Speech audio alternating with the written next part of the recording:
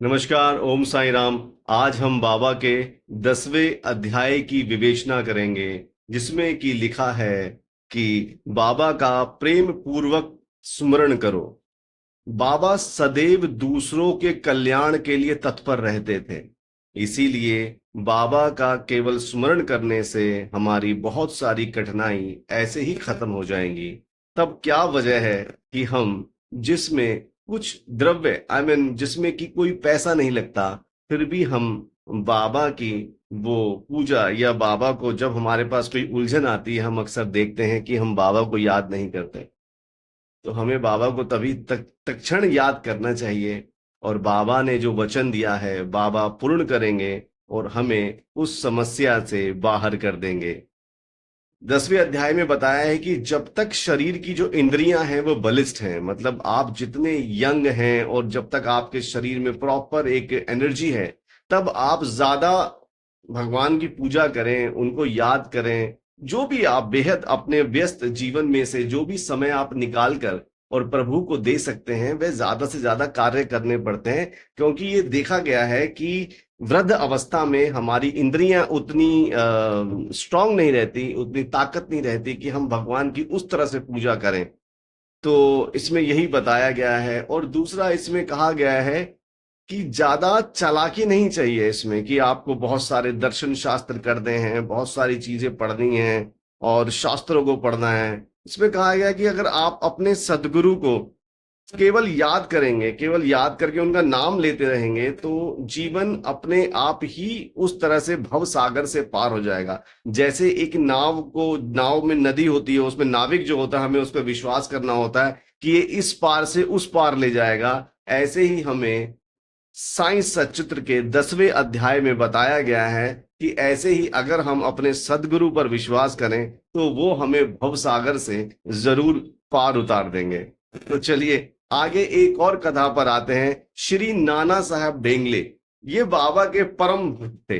और बाबा के लिए एक बार ये मस्जिद माई, जो कि द्वारका माई बाबा जिसको कहते थे, उसमें एक एक हाथ लंबा और एक हथेली जितना चौड़ा एक तख्ता ले आए।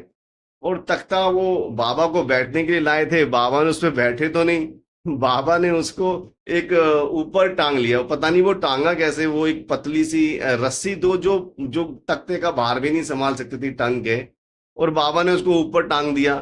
और बाबा उस पर चढ़कर शयन करने लगे। अब लोगों को बड़ा आश्चर्य हुआ कि जो पतली सी रस्सियां तख्ते का भार भी सहन नहीं कर सकती, वो बाबा किस तरह से तो ऊपर चढ़ते होंगे और किस तरह से उस पर शयन करते होंगे।